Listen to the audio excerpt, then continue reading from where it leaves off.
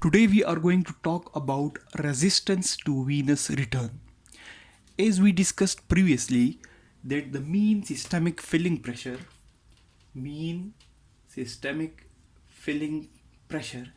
is the pressure which, which pushes the blood from the periphery,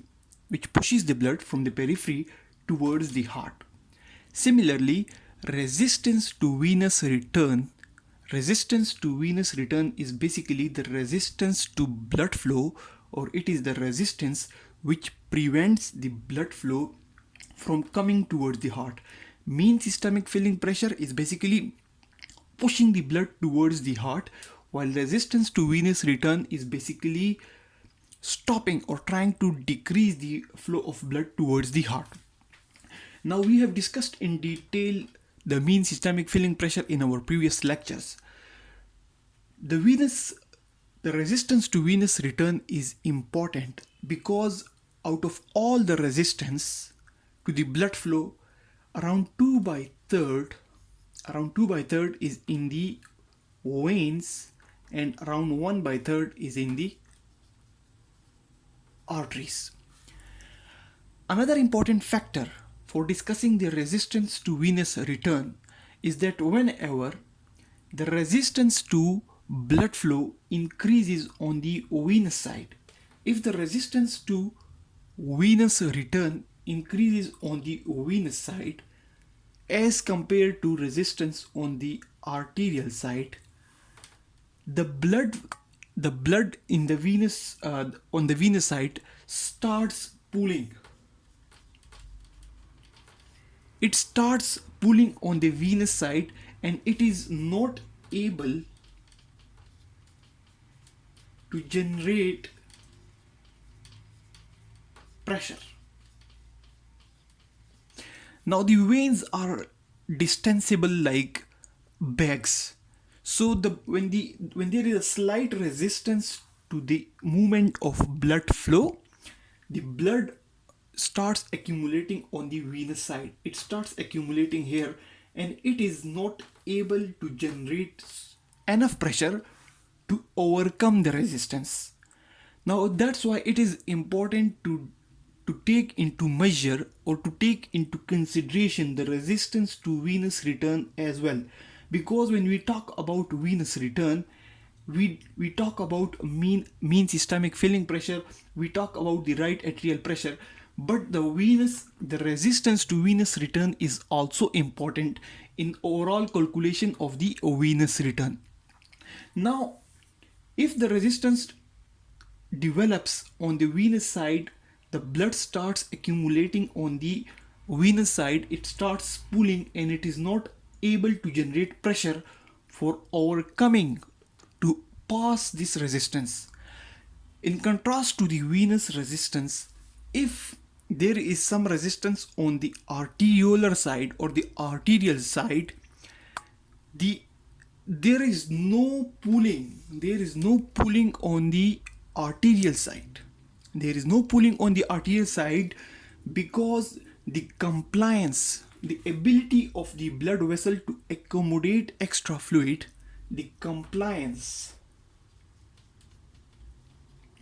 on the arterial side is around 1 by 30 as compared to the venous side. Now, venous side is around 30 times, more compliant as compared to the arterial side. It means that it is 30 times more able to accommodate fluid or accommodate pooling or damping of fluid and not able to generate pressure. But the arterial side the compliance is around 1 by 30 of the compliance on the venous side. So it means that the pressure develops. There is development of pressure on the arterial side if there is some resistance to movement of flow. Blood is basically moving from the heart towards the periphery and then from the periphery it is returning back towards the heart. So resistance can occur on the venous side and it can occur on the arterial side. But if the resistance occur on the venous side, it leads to pooling of blood and no generation of pressure. But if it occurs on the arterial side, there is no pooling of the blood, rather there is generation of pressure, and that generation of pressure is 30 times more. The generation of pressure on the arterial side is 30 times more than the generation of pressure on the venous side, because the compliance of the arterial side is 30 times less than the compliance of venous side. So the arteries cannot accommodate enough pressure in a small space. More fluid cannot be accommodated, so there is increase in pressure, and that pressure is able to overcome the resistance. If there is some resistance, there is increase in pressure in the flow, and that pressure is able to overcome the resistance. Now that's why the resistance on the venous side is more. The resistance to blood flow is more of venous resistance. Around 2 by 3rd of the resistance is on the venous side, and 1 by 3rd is on the arterial side. So that's why it is important to consider the resistance to venous return as well when calculating the venous return. Now, to calculate the venous return, we have discussed the mean systemic filling pressure, we have discussed the right arterial pressure. Now, to put the values in this equation, we know that the value of mean systemic filling pressure is 7, and the value of right atrial pressure is 0, but the value of resistance to venous return, the value of resistance to venous return is 1 by 1.4. So it leads to a venous return of around 5 liters per minute. So resistance to venous return is the pressure which stops or prevents the movement of blood from the periphery towards the heart. Out of all the resistance, the 2 by 3rd of the resistance is on the venous side, 1 by 3rd is on the arterial side, because any resistance to movement of blood on the venous side leads to pooling and no enough generation of pressure to overcome the resistance. While on the arterial side there is less compliance, around 30 times less compliance on the arterial side. Any resistance to movement of blood flow on the arterial side would lead to 30 times more pressure on the arterial side, and it will be able to overcome the resistance. So, and it is around 1 by 3rd of the total resistance.